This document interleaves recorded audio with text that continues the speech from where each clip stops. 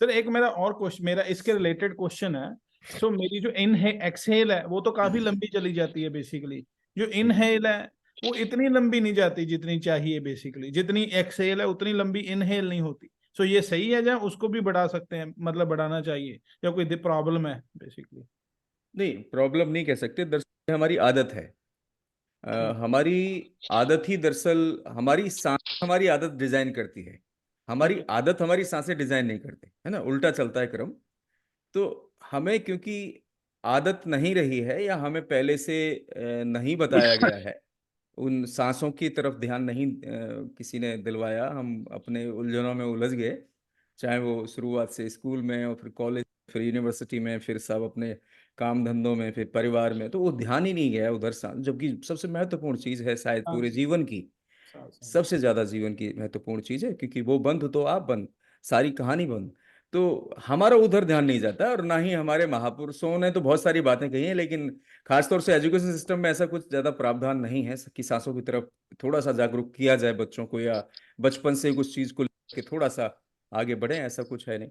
तो दरअसल हमारी आदतें भी जो डिजाइन होती हैं, मैं एक थोड़ी सी गहरी बात आपको यहाँ पे शेयर करना चाहता हूँ। मान लीजिए आपको क्रोध आ रहा है किसी को, या फिर आप बहुत जल्दबाजी में हैं, या फिर आपके अंदर कोई भी इमोशन आ रहा है, तो दरअसल उससे आने से पहले आपकी सांसों में परिवर्तन हो जाता है। सांसें आपकी परिवर्तित हो जाती हैं, ये तेज हो जाएंगी, कम हो जाएंगी।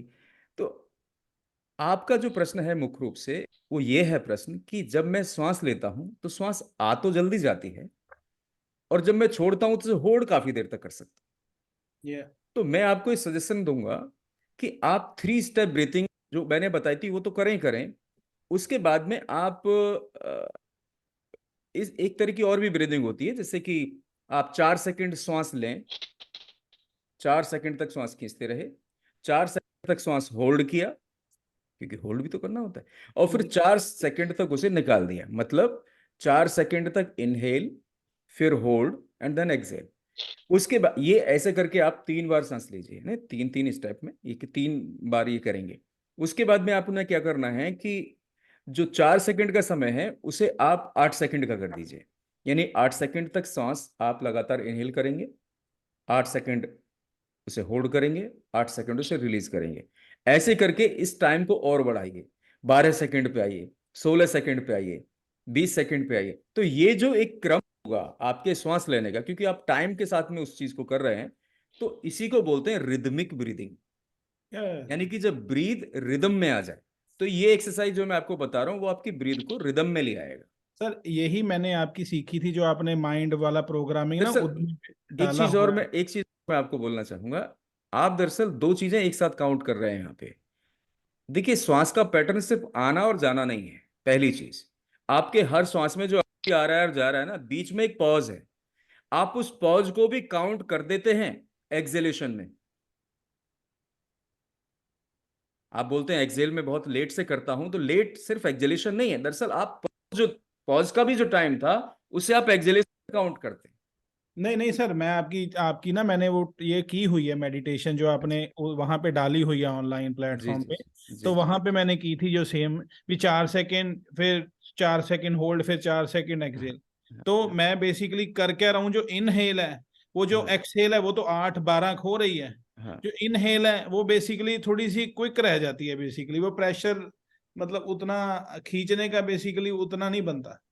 पॉज भी ठीक है, कुंभक आ दोनों भी ठीक है। जो एक्सहेल है वो भी ठीक है, जो इनहेल है उसमें थोड़ी सी क्विक हो जाती है बेसिकली।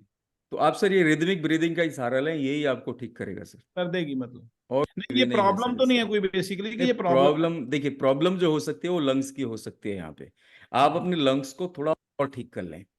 जिनके लंग्स जितने ठीक होते हैं उनका दरअसल इनहेलेशन, इनहेल करने का तरीका है वो थोड़ा लंबा हो जाता है। ये लंग्स पे डिपेंड करता है। दरअसल है क्या सर कि हम अपने लंग्स की ना पूरी कैपेसिटी तो यूज करते नहीं है। आपको पता है कि हम अपने लंग्स की कितनी कैपेसिटी इस्तेमाल करते हैं? 10 से 15%। ओ। सिर्फ 10 to 15%। और उसको बहुत एनलार्ज किया जा अपना बढ़ाया जा सकता है, उस लंग्स की कैपेसिटी को बहुत बढ़ाया जा सकता है। लेकिन वो बढ़ेगा तभी कि जब हम उस तरह की एक्सरसाइज करेंगे, उससे पहले वो नहीं बढ़ेगा। तो ये चीज़ें कहीं ना कहीं मैटर करेंगी।